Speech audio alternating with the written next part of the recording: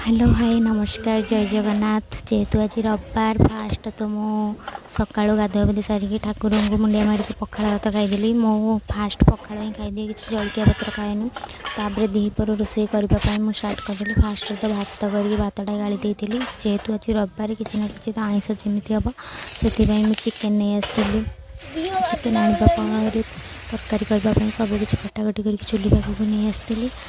मो स्टाइल रोषे करें आपण केमती कौन करती मत तो किसी जना ना। मोर फास्ट आलू को तेल भाजी देती।